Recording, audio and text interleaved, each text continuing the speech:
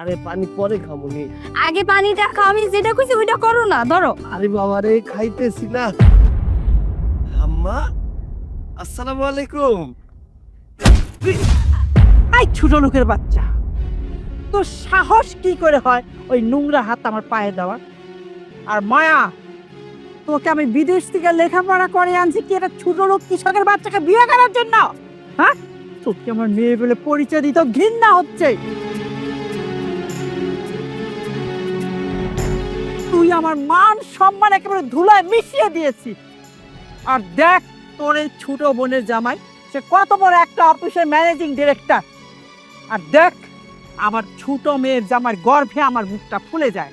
যখন আমি রাস্তা দিয়ে হেঁটে যাই তখন সবাই আমাকে বলে ওই যে শিবু অফিসারের শাশুড়ি যাচ্ছে। আর তখন যে আমার কি পরিমাণ ভালো লাগে তোকে আমি বুঝিয়ে বলতে পারবো না। আর যখন সবাই আমাকে বলে ওই দেখ ছোট লোক কৃষকের শাশুড়ি যাচ্ছে, তখন লজ্জায় ঘৃণায় আমার মাটির সাথে মিশে যেতে ইচ্ছে করে।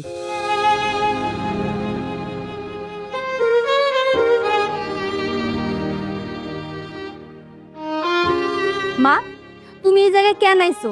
আমারে দেখতে নাকি আমার স্বামীর অপমান করার জন্য?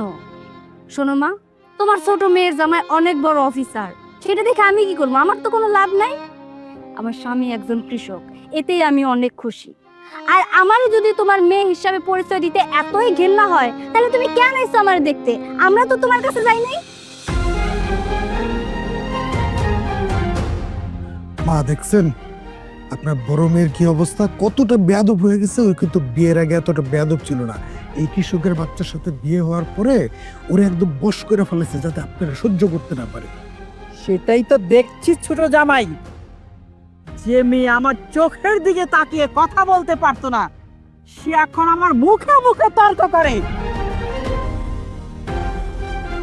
আর আমার এই পরীর মতো মেয়েটার কি অবস্থা করছে ছোট লোক কৃষকের বাচ্চা। খবরদার মা, তুমি আমার সামনে আমার স্বামীর ছোট লোকের বাচ্চা বইলা গালি দিবা না। আমার স্বামী ছোট লোকের বাচ্চা হোক আর বড় লোকের বাচ্চা হোক, ও কিন্তু আমার স্বামী। খবরদার আরেকবার যদি আমার স্বামীর ছোট লোকের বাচ্চা বইলা গালি দাও না, তাইলে কিন্তু ভুইলা যামু যে তুমি আমার মা।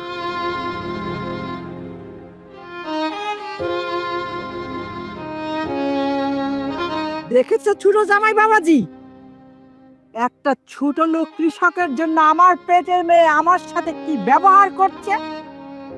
এই দিন দেখার জন্য আল্লাহ তাআলা আমাকে বাঁচিয়ে রেখেছে। মায়া, কি হইতেছে? তুমি ওনার লগে এরকম খারাপ আচরণ করতেছো কেন? হ্যাঁ, তুমি কি ভুলে গেছো যে সে তোমার মা, সে তোমার জন্ম দিছে? 2 দিনে এক পোলার লিগা নিজের মায়ের লগে কেউ খারাপ আচরণ করে না। মাপ চাও।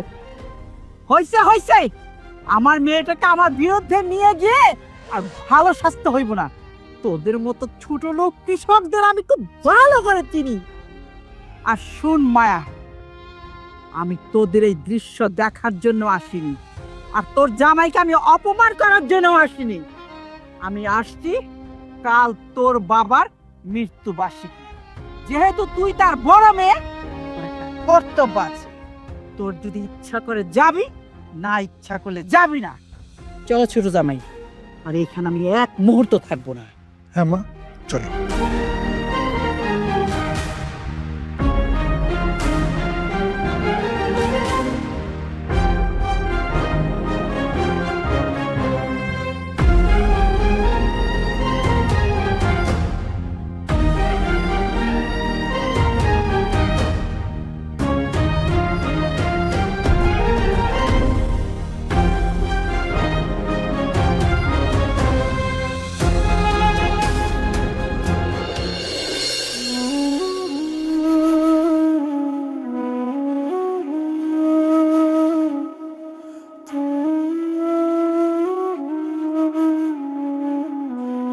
কি ব্যাপার মায়া,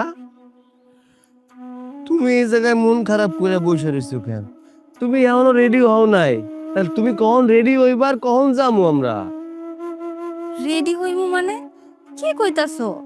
আর তুমি এই অসময় বাড়িতে আইছো যে? তুমি তো দুপুরের আগে বাড়িতে আসো না, কি হইছে তোমার কত? আরে কি আর হইব, তুমি কি ভুলে গেছো গতকালকে তোমার মা এসে কি কয়ে গেল? আজকে তোমার আব্বার মৃত্যুবার্ষিকী, তুমি তোমার আব্বার বড় মাইয়া। তুমি যদি আজকে না যাও তাহলে মাইনসে কি করবো কও তো? শোনো, তুমি যাও, এসব লাজ লজ্জা ভুইলা তুমি যা রেডি হও, আমি গাড়ি ডেকে নিয়ে আসতেছি। এই, তুমি কি পাগল হয়ে গেছো? লাজ লজ্জা বলতে কোনো কিছু নাই তোমার? কালকে যে আমার মা এসে তোমার এত অপমান করে রাইখা গেল, তারপরে তোমার ওই বাড়িতে যাওয়ান লাগবো, তাই না? শোনো, যে বাড়িতে আমার স্বামীর কোনো সম্মান নাই, সেই বাড়িতে আমি কোনোদিনও যাবো না। শোনো মায়া, পাগল আমি হই নাই, পাগল তুমি হয়ে গেছো। রাগের মাথায় মা আইসা দুইটা কথা কইছে, এই নিয়ে ধইরা বইসা আছো, তাই না? শোনো, সন্তানরা যদি ভুল করে বাপ মা দুইটা কথা কইবই, এতে রাগের কি আছে গত? আর আমার মনে হয় না সে আমাকে উপরে খুব একটা রাগ করে আছে, তাইলে আমাকে ওই জায়গায় আইতো না, আর আজকের দিনের কথা কইতো না। তাই রাগটা ভুইলা যাও, রেডি হও, অন যামু আমরা। আর আমি খুব ভালো কইরাই জানি তুমি তোমার আব্বারে খুব ভালোবাসো। তোমার মায়ের উপর রাগ করে আমি চামু না যে তুমি তোমার বাপরে কষ্ট দাও। মৃত বাপরে যদি কষ্ট দিতে চাও, এই জায়গা আমার আর বলার কিছু নাই।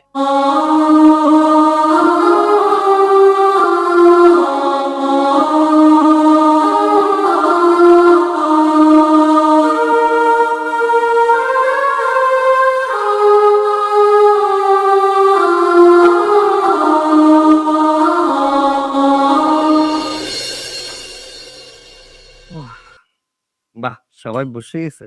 মা, আপনার এই ছোট লোক চাষা জামাইয়ের সাথে এক টেবিলে বসে খাওয়া আমার পক্ষে সম্ভব না। আপনার কোনো মান সম্মান না থাকতে পারে, কিন্তু আমার মান সম্মান আছে। সমাজে আমার একটা নাম ডাক আছে। আমার অফিসে যারা পিয়নের কাজ করে না, তারাও আপনার এই বড় জামাইয়ের চেয়ে বেশি শিক্ষিত। তারা তো আমার সাথে খেতে বসে তো দূরের কথা, আমার সাথে এক টেবিলে বসে খাবে সেই কথা কখনো তারা কল্পনাও করতে পারে না। আরে তোমাকে না আমি বলছি, তোমার এই আপা আর এই দুলাভাই যখন এই বাড়িতে থাকবে তখন আমাকে এই বাড়িতে আনবে না? এই বাড়িতে আমাকে কেন এনেছো? এনেছো ভালো কথা, তুমি থাকো, আমি চলে যাচ্ছি। বাবা, তুমি যাবা কেন? যেতে হলে এই চাষা এই কৃষকটা যাবে। তুমি জানো সকাল থেকে আমি নিজে হাতে বাজার করে তোমার জন্য খেটে খুঁটে আমি রান্না করছি, তোমাকে আমি খাওয়াবো বলে। তুমি কত বড় অফিসার, ভাবা যায়? আরে তোমাকে আপ্যায়ন করো তো ভাগ্যের ব্যাপার। তোমাকে আমি আপ্যায়ন করব না তা কি করে হয়? তোমার জন্য আমি মানুষের সাথে বুক ফুলিয়ে কথা বলতে পারি যে আমার ছোট মেয়ের জামাই একজন অফিসার, আর বড় ডাইনি নিয়ে তুমি কিচ্ছু বলতে পারি না। সব সময় আমি ভয়ে ভয়ে থাকি কে কখন আমাকে কোথাও অপমান করে। তাই তোমাকে বলছি, তুমি কেন যাবে? যেতে হলে এই চাষাটায় যাবে। আর মায়া, তোকে আমি কতবার বলছি আমাদের সাথে এক টেবিলে খেতে বসিস না। তোদের যদি খেতে হয় তোরা ঘরে বসে খাবি, আমাদের সাথে আসিস না।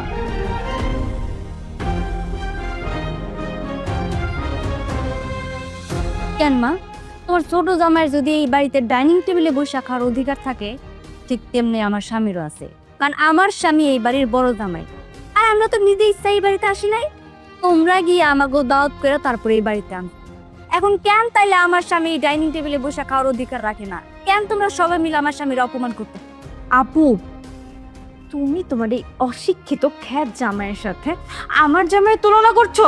তুমি জানো ও কতটা শিক্ষিত, ওর কতগুলো ডিগ্রি আছে, তাছাড়া ও কত টাকা বেতন পায় তোমার সেটা ধারণারও বাইরে বলে দিলাম।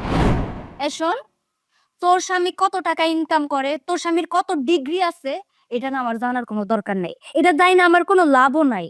আমার স্বামীর যা আছে তাতে আমি সন্তুষ্ট। আর হ্যাঁ, তোর স্বামীর এই বাড়িতে যতটুকু অধিকার আছে ঠিক ততটুকু অধিকার কিন্তু আমার স্বামীরও আছে, এটা বুঝা দেস না। তুই কি বললি? কি বললি এটা? তুই হীরার সাথে কয়লার তুলনা করলি? আরে কয়লা যতই ধুস না কেন ওই কয়লাই থাকবো, কোনোদিনও হীরা হইতে পারবো না। আরে তুই আমার ছোট মেয়ের জামার সাথে তোর জামার তুলনা করতেছিস? আমার ছোট মেয়ের জামার যে মূল্য আছে তোর জামার কি তাই আছে? আর তাছাড়া আমি তোর জামাইকে তো ইনভাইট করিনি। তোর বাবার মৃত্যুবার্ষিকী আমি তোকে আসতে বলছি, তোর সাথে সাথে লেঙ্গুর গুটিয়া তোর জামাই চলে আসবো চাষা, এটা তো আমি জানতাম না।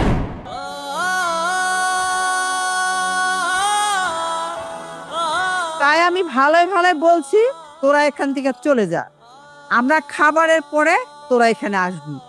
আর যদি তা না করিস আমরা চলে যাই, তোরা থাক। আরে আপনারা উঠা যাইবেন কেন? আপনারা বসে খান। আমি আসলে ভুল করে এই জায়গায় এসে খাইতে বসতে চাইছিলাম। আর তোমার আমি কত করে কইছি কত, সবার সাথে আমি বসে খাইতে চাই না, আমি আলাদাভাবে খামো।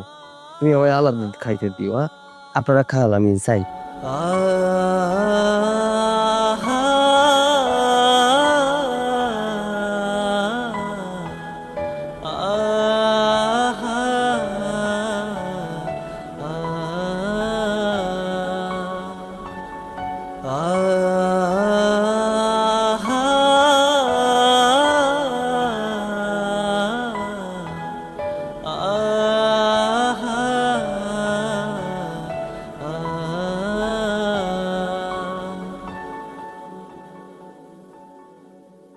কি কেমন দিলাম?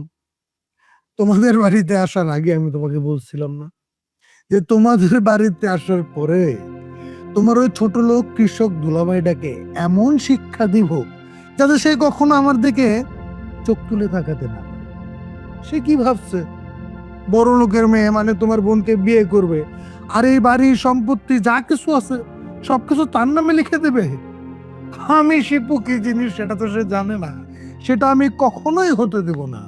তোমার মায়ের সাথে ওর এমন গিট্টু লাগাবো তোমার মা নিজে বাধ্য হয়ে ওকে এই বাড়ি থেকে বের করে দিবে। আর তোমার মা যত সম্পত্তি আছে সবকিছু আমার নামে লিখে দেবে। আরে বাহ, আমার জামাইয়ের তো অনেক বুদ্ধি। কিন্তু একটা কথা বলো তো, আমার মা তার সব সম্পত্তি তোমার নামে কেন লিখে দেবে? আমি ওনার মেয়ে, তার সব সম্পত্তি তো আমাকে লিখে দেওয়া উচিত। এই পাগলটাকে এখন খেপানো যাবে না। একবার সম্পত্তিটা হাতে পেয়ে যায় তারপরে পাগলটাকে আমার জীবন থেকে একেবারে সরিয়ে দিব। আর তখন আমি আমার স্বপ্নের রানীকে নিয়ে সংসার শুরু করব। আমি তো শুধু তাকে বিয়ে করেছি তাদের এই সম্পত্তি আমার করে নেওয়ার জন্য। আগে সম্পত্তিটা নিয়ে নেই, তারপরে দেখবি আমি কি জিনিস। তোর মতো অহংকারী পাগলকে আমি কেন বিয়ে করেছি? এমনি। এই চুপ করে আছো কেন? কি ভাবছো তুমি? আরে না, কি ভাববো? আমি তো তোমাকে কথার কথা বলছি।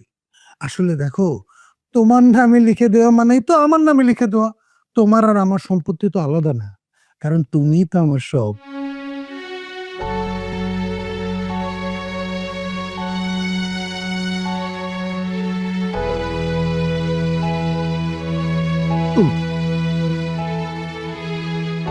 কি ব্যাপার, তুমি অহনো মন খারাপ করে বসে আছো? ও বুঝতে পারছি, মানে দুপুরের বিষয়টা তুমি ঠিকঠাক মাইনে নিতে পারতেছো না, তাই না? আচ্ছা, মা আর শিবু তো ঠিক কথা কইছে, তাই না? আমি তো অশিক্ষিত, তারা কত শিক্ষিত, বড় অফিসার, চাকরি করে। তাগো লগে কি আমার যায় কত? তার নিচে যারা চাকরি করে সেই শিক্ষিত তো আমি না, আমি হইলাম গ্রামের অশিক্ষিত চাষা। আমার সাথে কি তাগো যায়? তাছাড়া তারা কিন্তু আমার এই বাড়িতে জায়গা দিছে, এটা কম কি কও তো? আচ্ছা, তোমার কি লাজ লজ্জা বলতে কোনো কিছু নাই? আমার মা আর ওরা মিলা তোমার এত অপমান করতেছে, তারপরে তুমি এই জায়গায় কিসে আসে পড়ে আছো?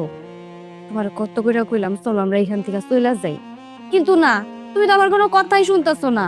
তোমার বাড়িতে যা আছে সেইটা নিয়েই তো আমরা সুখে আছি, আমরা সুখে থাকতে পারবো, তাই না? তারপরে কিসের আশা এখানে পড়ে আছো?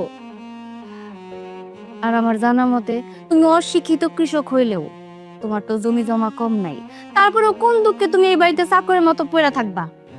তুমি ঠিক কথা কইছো বউ, আমি অশিক্ষিত হইলেও আমার জমি জমার অভাব নাই, কিন্তু আমার বাড়িতে না একটা জিনিসের খুব অভাব, এই জন্যই আমি এই বাড়িতে পড়ে আছি। শুনি কি এমন জিনিস যেটার জন্য তুমি এইভাবে অপমানিত হয়ে পড়ে আছো? সেইটা হইতেছে মায়ের ভালোবাসা।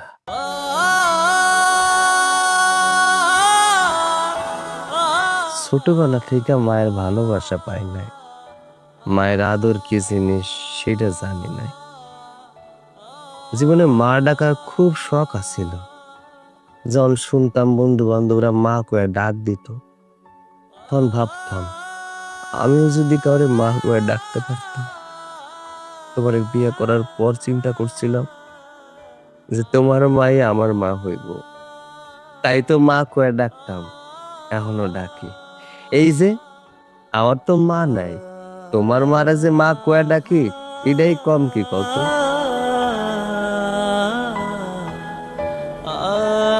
তাই বলে তুমি আমার মারে মা বলে ডাকার জন্য এত কিছু সহ্য করে হইলেও এখানে থাকবা?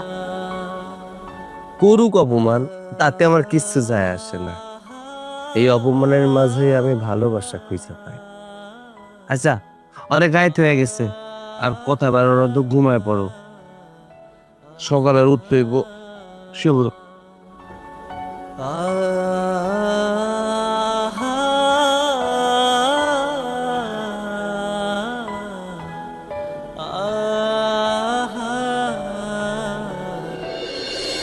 মায়া, মায়া, মায়া কই তুমি? এইদিকে আসো, দেখো কি নিয়ে আইছি।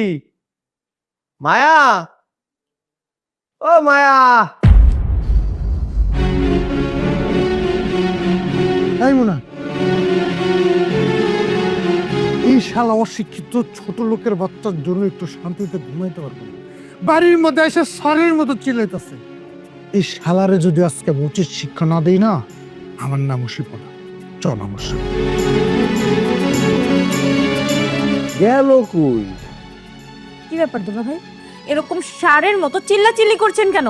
আর কি এমন হীরা মুক্তা নিয়ে এসেছেন যার জন্য সকাল সকাল এভাবে চিল্লাতে হচ্ছে? কি যে কও শালিকা, হীরা মুক্তা আনার ক্ষমতা কি আমার আছে? হীরা মুক্তা আনার ক্ষমতা থাকলে তো কবে আইনা দিতাম। যেটা আনার ক্ষমতা আছে ওইটাই নিয়ে আইছি। এই দেখো কত বড় মাছ তো শহরে থাকে। শিবু তো আর কোনোদিন এই যে নদীর মাছ দেয় নাই, এত বড় মাছ তো দেখতে পারে নাই। তাই ভাবলাম মাছটা ধইরা নিয়ে আইলে বাসায় সুন্দর করে রান্না করলে সবাই ভালোভাবে খাইতে পারবো। শুনেন দুলা ভাই, আপনার এই নদীর তাজা মাছ আপনিই খান। আমার হাজবেন্ড আপনার তাজা মাছ খাওয়ার জন্য বসে নেই, বুঝতে পেরেছেন? আহা, বাদ দাও তো। দুলা ভাই কষ্ট করে আমাদের জন্য ফিশ নিয়ে এসেছে। এখন যদি তাকে এভাবে আমরা কথা বলি, সে কষ্ট পাবে না বলো তো? আচ্ছা ঠিক আছে দুলা ভাই, এই ফিশ নিয়ে এসেছেন, ভালো করেছেন। আমরা আজকে লাঞ্চের সময় মজা করে ফিশ ফ্রাই খাবো। আরে শিবু, তুমি বুঝতে পারতেছো না, আমি তোমাকে লইগা ফিশ কিসের জন্য আনবো? আমি তো নদীর তাজা মাছ নিয়ে আইছি, এইটা ভাজি করে খাইতে খুব মজা হইব। ও দুলা ভাই, তার মানে আপনি আমাদের জন্য ফিশ আনেননি, মাছ এনেছেন? আমার না দুলা ভাই, আজকে খুব ফিশ খেতে ইচ্ছা করছে।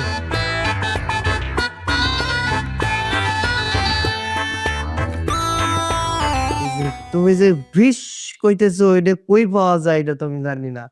আরে নাম দাও তো, আমি কোনোদিন শুনিনি। রাবিশ কোথাকার, কোথা থেকে যে এলো এরা? রাবিশ কি কোনো নতুন মাছের নাম নাকি? শিবু, মনি, কি হইতাছে এখানে? হ্যাঁ, মানুষটা তোকে সম্পর্কে বড়, এটা ভুলা যাইস না, সম্মান করতে শেখ। মানতাসি মানুষটা কোনো ইংরেজি জানে না, কইতে পারে না, বুঝেও না, তাই বলে ওর দুর্বলতার সুযোগ নিয়ে তোরা দুইজনে মিলে ওরে গালাগালি করবি, এই অধিকার তোকে কেডা দিছে? আরে মায়া, তুমি ওকে বকতাছো কিসের জন্য? আচ্ছা, ওগো কাছ থেকে তো আমি ওই ইংরেজি মাছের নাম শিখতাছি। আমি তো বাংলা মাছের নাম জানি, কিন্তু ইংরেজি মাছের নাম তো জানি না। এর জন্য একটু শিক্ষা নেই আর কি। আরে বাবা রে বাবা, আমি তোমারে কেমনে বুঝাই? এই মানুষ দুইটা না তোমারে দুই চোখে দেখতে পায় না, এই জন্য তোমারে একা পাইয়া মাছের নাম কইয়া তোমারে ওরা গালাগালি করতেছে। রাবিশ কোনো মাছের নাম না, রাবিশ মানে একটা গালি দেওয়া, রাবিশ মানে আবর্জনা। ওরা তোমারে আবর্জনার সাথে তুলনা কইরা গালাগালি করতেছে। শোনা তো, তোর অশিক্ষিত ঘরের অশিক্ষিত জামাইটা না এটাও জানে না যে মাছকেই ফিশ বলে। কি সব উল্টাপাল্টা কথা বলছে। চলো সত্য সব। বউ, আচ্ছা থাক গা, ও কথা কিছু মনে পড়ো না। আমিও কিন্তু ও কথা কিছু মনে করি না, কারণ ওরা তো ছোট মানুষ। ওই একটুখানি মজা করছে আমার লাগে, আমিও তো একটু মজা করে কথা কয়ে দিলাম। যাই হোক শোনো, এই যে দাও, নদীর মাছ দিয়ে আইছি। কোন রবিন? এই আমি রবিন টবিন কাউরে চিনি না, একদম বাড়ানো। আরে খালাম্মা, আমি আপনার বড় মেয়ে জামাই রবি স্যার আছে না, হ্যাঁ কথা কইতাছি। আপনার আমি চিনছি, আপনি যে এর শাশুড়ি। আসলে এর মুখে কত শুনছি আপনার কথা, কত শোনা শুনছি। এই ছেলে, তুমি কি পাগল হইছো? একজন কৃষক কি কখনো স্যার হয়?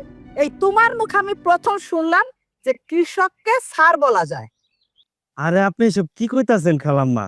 উনি তো কোনো কৃষকের কাম করে না, উনি তো এই শহরের। খারাপ ফোন আইছে। হ্যাঁ হ্যালো, এ কি? হ্যাঁ আমি আইতেছি, আমি আইতেছি। আরে আরে আরে আয়। কিসে কি? খালাম্মা পরে কত হইব আপনার লগে। এই তোমার, আরে কি ব্যাপার? রিক্সালা কি বলতে গেছে না, থাইমা গেল, ভাড়াটাও নিল না, কিছুই তো বুঝলাম না। আমার মনে হয় কি রিক্সালার মাথায় গন্ডগোল আছে।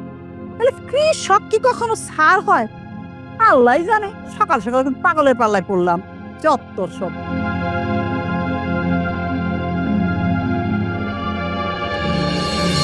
দেখছো তোমার ওই অশিক্ষিত ছোট লোক দুলাভাইয়ের কাজ। মাছকে যে ফিশ বলে এটা যে জানে না, সেই অশিক্ষিতর সাথে তোমার বোন তুলনা করতে আসছে আমাকে। আর অশিক্ষিত হলে কি হবে? কিভাবে মানুষকে পটানো যায়, কিভাবে মানুষের মন জয় করতে হয়, এটা কিন্তু ভালো করেই জানে। দেখছো কত বড় একটা মাছ কিনে আনছে আমাদের মন জয় করার জন্য, যাতে আমরা মাছের লোভে সবাই ওর ভক্ত হয়ে যাই। এই জন্যই তো আমি ওকে ঠিক জায়গা মতো অপমান করে দিয়েছি। আমার বোনের চোখে যদি এক ফুটাও লজ্জা শরম থেকে থাকে না, এরপর থেকে আমাদের সামনে আর কখনো ওর হাজবেন্ডকে নিয়ে এত বড় বড় কথা বলবে না, বুঝতে পেরেছ?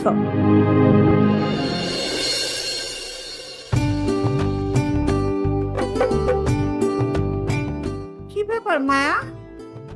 আজকে তো আমি বাজার থেকে এত বড় মাছের মাথা আনি নাই, তাহলে তুই মাছের মাথা কোথায় পেলি? তাছাড়া মাথা তো দেখে মনে হচ্ছে টাটকা মাছের মাথা। জানিস, আমার অনেক দিনের ইচ্ছা ছিল নদীর টাটকা মাছের মাথা খাবো, তো আমরা কোথাও পাচ্ছিলাম না। কিন্তু মায়া, তুই এই মাছের মাথা কোথায় পেলি? নিশ্চয় বাবাজি তুমি এনেছো। তুমি ছাড়া এই মাছের মাথা কে আনবে? আর আবার এত বড় মাছের মাথা আনার সামর্থ্য আছে?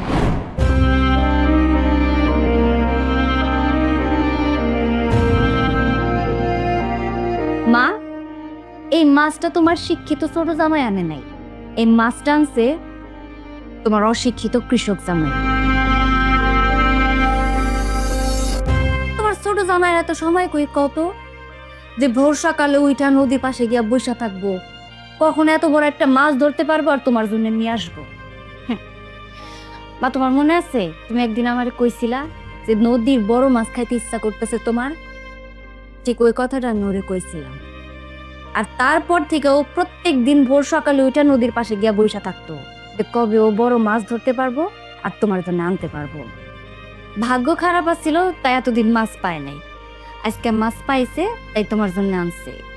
আর আমারে কইছে এই মাছটা যেন সুস্বাদু ভাবে রান্না করে মাছের মাথাটা তোমারে দেওয়া হয়। মা, হয়েছে কি জানো, মানুষটা কৃষক হইতে পারে, গরিব হইতে পারে, কিন্তু মানুষটার মন এত বড়।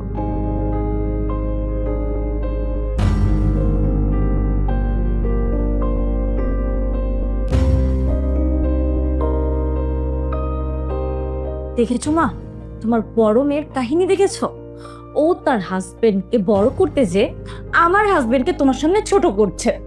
আচ্ছা মা, তুমি আমাকে একটা কথা বলো, তোমার এই অশিক্ষিত বড় জামাইয়ের মতো আমার জামাইয়ের কি খেয়ে দিয়ে কোনো কাজ নেই যে একটা নদীর পাড়ে যে সারাদিন মাছ ধরার জন্য বসে থাকবে? ও তো অনেক কাজ করে, ওর এত সময় নেই, বুঝতে পেরেছো? মাঝে মাঝে তো আমারই খবর নিতে ভুলে যায়। আচ্ছা বাদ দাও তো, আপার কথা বাদ দাও। আপাকে একটু তার জামাইয়ের প্রশংসাটা করতে দাও, কারণ আপা তো তার জামাইয়ের প্রশংসা করার কোনো কারণই খুঁজে পায় না। আজকে একটা মাছের মাথার উছিলায় একটু প্রশংসা করতেছে, করতে দাও। আমি কিছু মনে করি নাই, কারণ আমি তো জানি আমি কে, তাই না মা?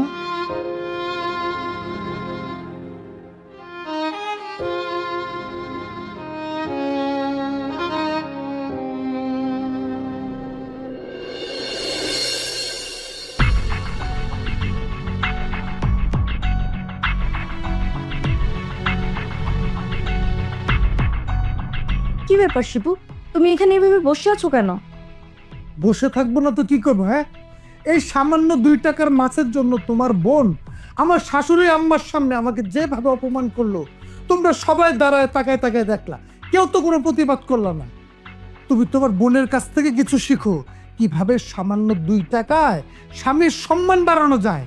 তুমি কি জীবনে কোনোদিন আমার সম্মান বাড়ানোর কথা ভাবছো? ভাবো নাই তো। আর উল্টা কি করছো? আমার টাকা খাওয়ার ধান্দা করছো।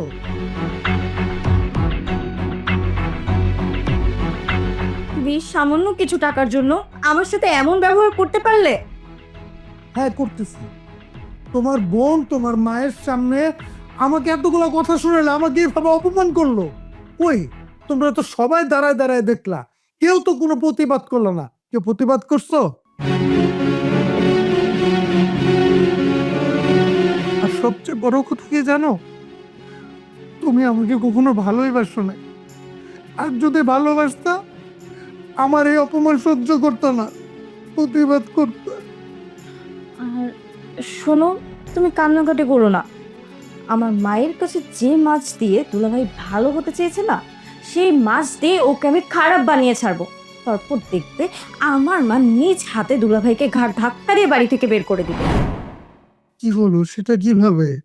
তুমি শুধু আমার সাথে চলো, বাকিটা আমি বুঝে নিব। তুমি তো এতদিন ধরে আমাকে খুব বোকা ভাবতে, আজকে তুমি দেখতে পাবে তোমার এই বোকা বউ তার মাথায় কত বুদ্ধি নিয়ে চলে। আসো।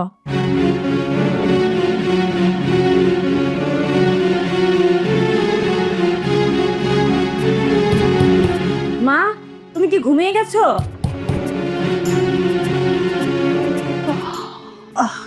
কি হয়েছে?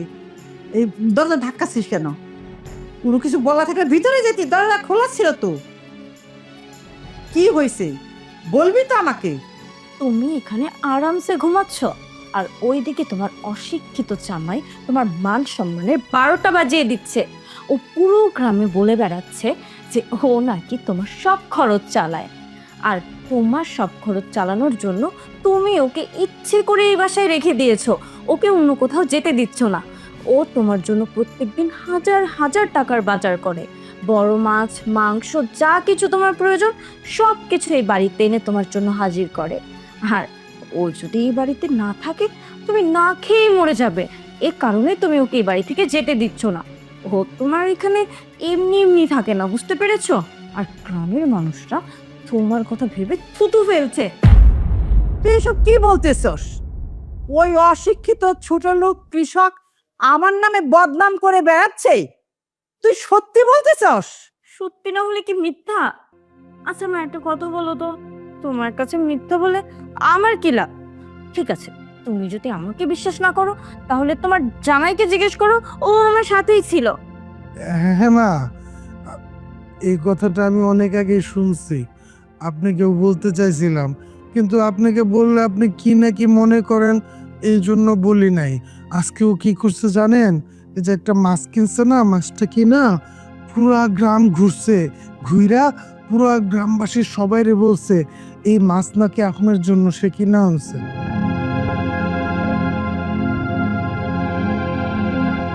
কি?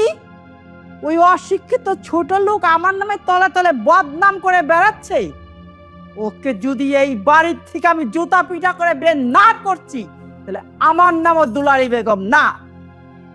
যা হবার কাল হবে, এখন যা শুইতে যা, আমি গেলাম, যা।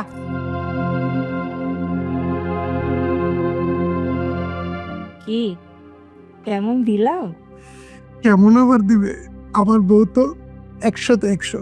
চলো ঘুমাতে যাই। এই নাও তোমার ভাড়া। স্যার একটা কথা কইতাম যদি রাগ না করেন। আরে রাগ করার কি আছে, তোমার মনে যা আসে তুমি সেইটাই কও। আমি জানি তুমি এমন কোনো কথা কইবা না যাতে আমি রাগ করবো। আসলে হয়েছে কি স্যার, ওই দিন আপনার শাশুড়ির লগে দেখা হইলো, তো আমার ইচ্ছাতে উঠছিল। তবে ওই দিন আপনার কথা আমি ওনারে কইছি, কিন্তু উনি তো কইলো আপনার নাকি উনি চিনে না। উনি এমন একটা ভাব দিল যে আপনারা আসলে উনি চিনে না। আর তাছাড়া আমি তো সবসময় আপনার স্যার বইলেই ডাকি। ওনার কাছে যখন আমি আপনার স্যার বইলা সম্বোধন করলাম, উনি আমারে যাতাও কইছে। কি কইছে শুনবেন? উনি কয় আপনি নাকি কোনো স্যার না, আপনি নাকি একটা কৃষক। আচ্ছা স্যার, আমি মানে ব্যাপারটা বুঝলাম না। আপনি তো কোনো কৃষক না, আপনি তো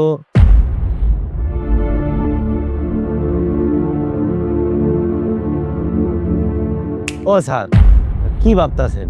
আরে না, ভাবতাছি যে তুমি যেটা চিন্তা করতেছো তেমন কিছুই না।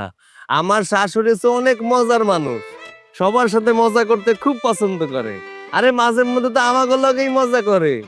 মনে করো এরকম মজা করে, আমরা গেছি, যাওয়ার পরে কইতে যাই তোমরা কারা, তোমরা এই জায়গায় আইছো কিসের জন্য, চলে যাও। পরবর্তীতে আমরা যখন একটু মন খারাপ করি তখন একা একা হাইসা উঠে, তখন কয় যে আরে আমি তো মজা কইরা কথা কইলাম। এই আর কি, তুমি ভুল বুঝতেছো, বুঝছো? আমার শাশুড়ি অনেক ভালো মানুষ, আমাকে অনেক ভালোবাসে। এই শোনো, আমি তাহলে যাই, আমার শাশুড়ি আবার আমার না দেখলে মন খারাপ করবো। আমি যাই, হ্যাঁ? আসসালামু আলাইকুম। ওয়ালাইকুম আসসালাম।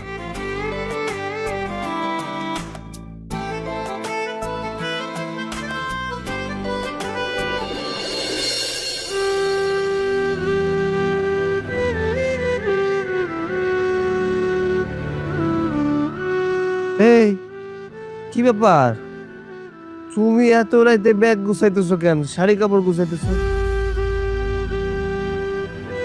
কি হয়েছে সেটা আমার মুখ থেকে শুনুন। আমার মা আপনাকে আর ঘর জামাই হিসেবে এখানে রাখতে পারবে না। অনেকদিন তো হলো, এবার এখান থেকে যান। আপনাদের জন্য আমার মায়ের অনেক মান সম্মান হানি হচ্ছে, তাই আপনাদের বলেছেন এক্ষুনি এই বাসা থেকে চলে যেতে।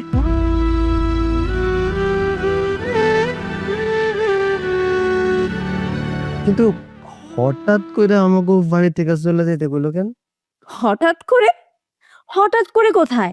আমার মা তো অনেকদিন ধরেই আপনাকে এই বাড়ি থেকে চলে যেতে বলছিল, কিন্তু আপনার না চোখে লজ্জা শরম বলতে কিচ্ছু নেই, এই জন্য এখনো এই বাড়িতে পড়ে রয়েছেন।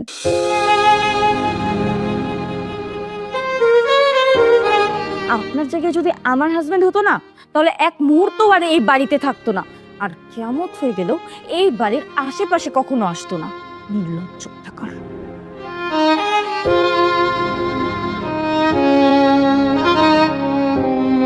হয়েছে, হয়েছে তোমার অপমানিত হওয়া, নাকি এই জায়গায় দাঁড়ায় দাঁড়ায় তুমি আরো অপমানিত হবা? নিজের আত্মসম্মান যদি থাইকা থাকে তাহলে এখনো সময় আছে, আমার নিয়ে এই বাড়ি থেকে চলো, আমরা চলে যাই। ও মা গো, মা, মা,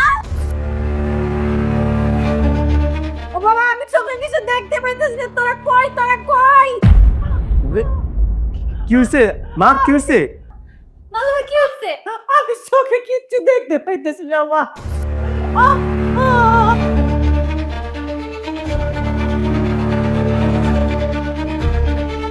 আরে এত কথা বলার সময় নেই, মাকে নিয়ে তাড়াতাড়ি হাসপাতালে যেতে হবে। ধরো সবাই, ধরো ধরো।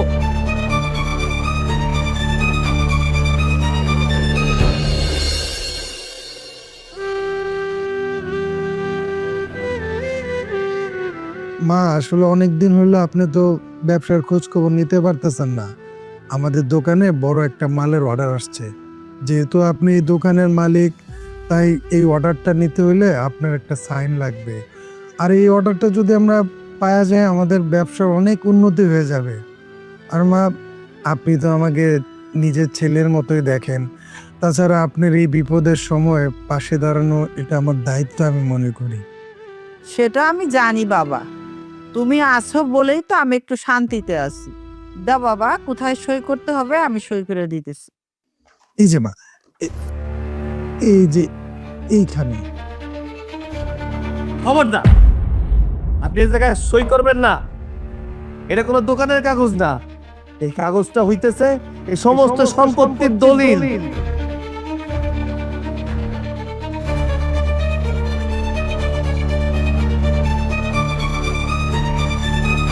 মা দেখছেন আপনার এই গরিব চাষা অশিক্ষিত জামাইয়ের কাহিনী? ওই যে মূর্খ মূর্খ এটা জানতাম, এতটা গণ্ড মূর্খ এটা তো জানতাম না। এই অর্ডারের কাগজটাকে বলতেছে এটা নাকি জমির দলিল। এই অশিক্ষিত ছোট লোক, তুই কি আমার ছোট জামার থেকে বেশি লেখাপড়া জানিস? হ্যাঁ, নিজের নামটা তো ঠিক মতো সই করতে পারিস না, আবার বড় বড় কথা বলতে আসিস। আর আমার ছোট জামাই কেন আমার জায়গা জমিনের দলিলে সই করাবে? আর এটা তো আমার ব্যবসার অর্ডারের কাগজ। আমি আপনার কথা মানতাছি যে আমি অশিক্ষিত গ্রামের মানুষ, পড়াশোনা জানি না, কিন্তু এতটুকু তো জানি কোনটা জমির দলিল আর কোনটা অর্ডারের কাগজ। মা দেখছেন আপনার এই জামাইয়ের কাহিনী? ও আমাকে লোভী মনে করতেছে, ওর মতো মনে করতেছে। না না মা, এই অপমান আমি মাইনে নিতে পারবো না। এত কিছুর পরেও আমি এই বাড়িতে আর থাকতে চাই না মা। আমি চাইছিলাম এই বিপদের সময় আপনার পাশে দাঁড়াতে, কিন্তু এখন আমার পক্ষে আর সম্ভব না। আরে ছোট জামাই, তুমি এইসব কি বলতেছো? আরে এই ছোট লোকের বাচ্চা, তোর কি করে সাহস হয় আমার ছোট জামাইকে এইভাবে অপমান করতে? এই এই তোকে জিজ্ঞেস করে আমি ওকে সাইন করে দিব? দাও তো বাবা, কোথায় সই করতে হবে আমি সই করে দিচ্ছি। খালাম্মা,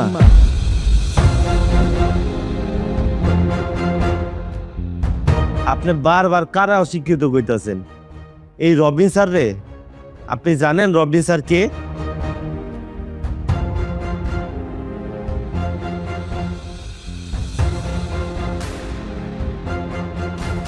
আর কুইন, তুই এখানে কেন? তুই এটা কি করতেছ? হ্যাঁ স্যার, আমি এই জায়গায় আসলে হয়েছি কি, ওই বাড়িতে একটা সিডি আইছিল, এটা আপনি দেবার লেগে এনে আইছিলাম, কিন্তু আয়া নিজের কানে যা শুনলাম আমার তো মাথায় কাজ করতেছে না। এরা সবাই আপনার অশিক্ষিত কইতাছে। আরে আপনি যদি অশিক্ষিত হন তাহলে আমি শিক্ষিতটা কারে যাই কম? আর হেরা তো জানে না আপনার বাবার যে টাকা পয়সা আছে, এই টাকা পয়সা দিয়ে তো এই পরিবার 100 বার কিনা যায়।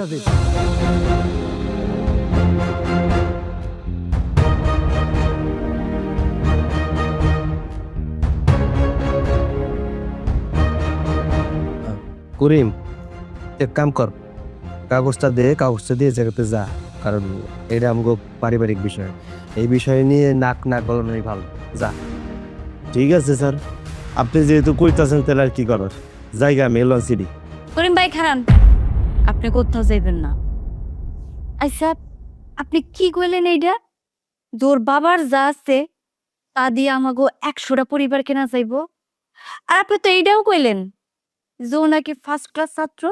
এসবের মানে কি? ম্যাডাম, আপনি জানেন না? আরে আমাকে রবিন স্যার তো লন্ডনে বড় বিশ্ববিদ্যালয় থেকে ল নিয়ে পড়া ফার্স্ট ক্লাস হয়েছে।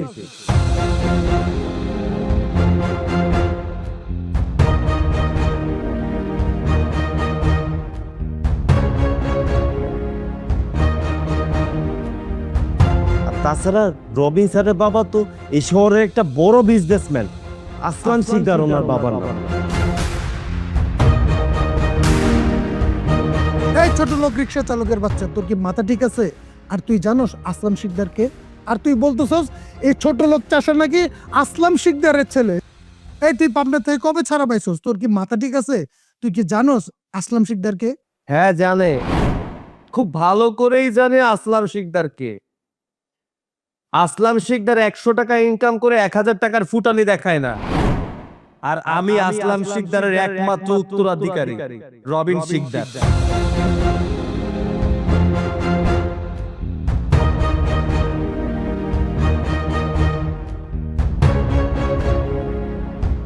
কি? কেন বিশ্বাস হচ্ছে না? Okay, this is my ID card.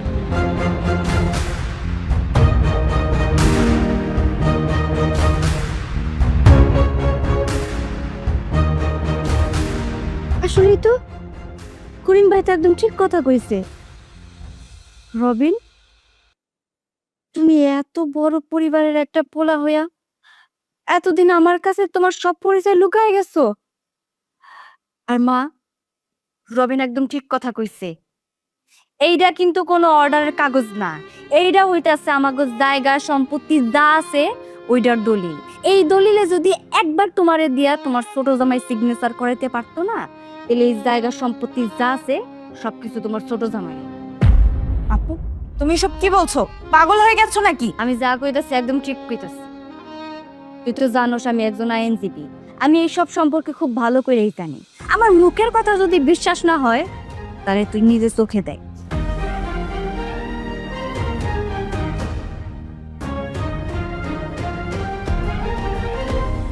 মা, আপু যা বলছে সবকিছু সত্যি বলছে? তুমি তোমার সব সম্পত্তি তোমার ছোট জামাইয়ের নামে লিখে দিচ্ছ কেন? আমি তোমার মেয়ে, এই সম্পত্তির ভাগ আমার। হ মা, মনি একদম ঠিক কথা কইছে।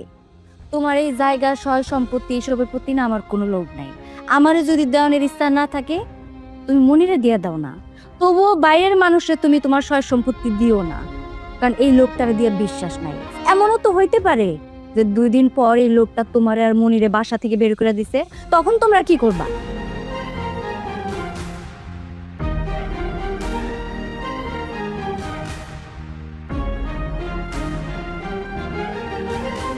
তোরা সবাই যে কি বলতেছিস আমার মাথায় কিচ্ছু ঢুকতেছে না। আরে আমি কেন সম্পত্তি ছোট জামাইকে লিখে দিব? আরে ছোট জামাই তো আমার অর্ডারের কাগজে সই করার জন্য আসছে। তার মানে ছোট জামা আমার অন্ধত্বের সুযোগ নিয়ে আমার সম্পত্তি লিখে নিতে আসছে। ছি ছোট জামাই, ছি। তোমাকে আমি আমার নিজের জীবনের চেয়ে বেশি বিশ্বাস করতাম, আর তুমি আমার সেই বিশ্বাসে এই মর্যাদা দিলে। তোমার জন্য আমি আমার বড় জামাইকে দিনের পর দিন অপমান করে গেছি। আচ্ছা বড় জামাই বাবাজি, তুমি এত বড় ঘরের ছেলে হয়ে কেন তোমার আসল পরিচয় লুকিয়ে রাখলে? যদি আসল পরিচয় লুকিয়ে না রাখতে তাহলে তোমার কাছে এত অপমানিত হতে হতো না।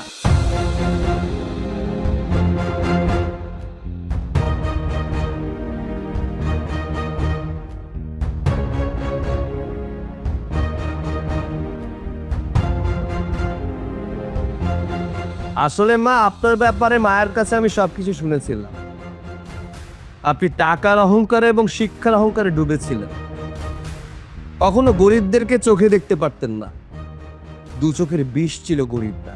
তাই আমি চেয়েছিলাম গরিব হয়ে আপনার মেয়েকে বিয়ে করে আপনার অহংকার নষ্ট করতে, চোখে আঙ্গুল দিয়ে দেখিয়ে দিতে যে শুধুমাত্র টাকা পয়সা থাকলেই মানুষ হওয়া যায় না, মানুষ হতে গেলে মনুষ্যত্বের প্রয়োজন, যেটা আপনাদের ভেতরে কখনোই ছিল না।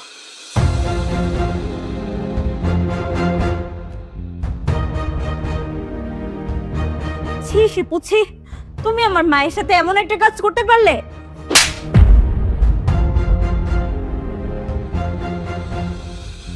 কেন করেছো তুমি এরকম? আমি মানলাম আমার মায়ের সম্পত্তির উপর আমারও লোভ ছিল, কিন্তু আমার মাকে ঠকিয়ে এই সম্পত্তি আমি আমার নামে করতে চাইনি। তুমি এরকম বিশ্বাসঘাতকতা আমার সাথে কেন করলে?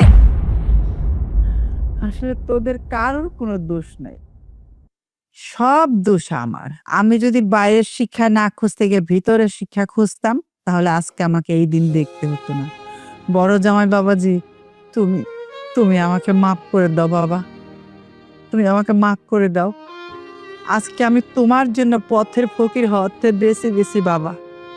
আর মনি, এক্ষুনি তুই তোর জামাইকে নিয়ে আমার এই বাড়ি থেকে বেরিয়ে যাবি। যা, বেরো।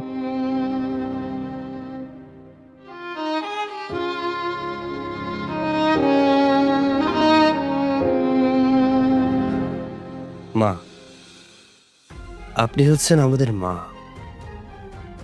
সন্তানরা ভুল করবে আর আপনি ক্ষমা করে দিবেন, এটাই স্বাভাবিক। শিবু ভুল করেছে, তাই বলে ওকে বাড়ি থেকে বের করে দিতে হবে এমনটা না। আর আমি আপনাদের কাছে ক্ষমা চাচ্ছি, কারণ এতদিন আমার পরিচয়টা আপনাদের কাছে লুকিয়েছি। কি ব্যাপার মনি, তোরা কি এখনো দাঁড়িয়ে আছিস? যদি দাঁড়িয়ে থাকিস তাহলে এখন আমার বাড়ির থেকে বেরো, আমি তোদের মুখ দেখতে চাই না। হ্যাঁ মা, আমি যাচ্ছি। তবে আমার সাথে আপনার এই অহংকারী লোভী মেয়েকে আমি নিয়ে যেতে পারবো না। আমি তোমাকে বিয়ে করেছিলাম শুধুমাত্র তোমার মার এই সম্পত্তির লোভে। তোমাকে ভালোবেসে আমি বিয়ে করিনি। যেহেতু আমার এই সম্পত্তি আমি পাচ্ছি না, সেহেতু ওকেও আমার কোনো দরকার নেই।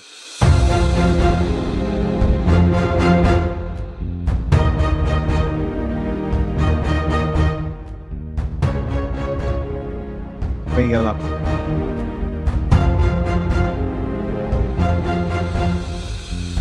খুব তো শিক্ষিত ছেলে বিয়ে করছিলি, তোর একটা শিক্ষিত স্বামী দরকার ছিল, তাই না? আজকে কি করলো তোর ওই শিক্ষিত স্বামী? তোর এই বিপদের মুখে ফালায় রেখে চলে গেল। আর আমার স্বামীরে দেখ না, এই মানুষটারে তোরা কিন্তু কম অপমান করস নাই, এত অপমান করতোস, এত কথা শুনাইছোস। চাইলে কিন্তু পারতো আমারে ফালায় রেখে যাইতে, কিন্তু যায় নাই। মানুষটা আসলেই সৎ, আমার অনেক ভালোবাসে। সেই জন্য তোকে এত অত্যাচার সহ্য করার পরেও, এত অপমান শোনার পরেও এই বড়লোকের ছেলেটা কিন্তু আমার পাশেই রয়ে গেছে, আমার সাপোর্ট দিয়েই গেছে। এই হইল প্রকৃত মানুষ, বুঝলেই বা?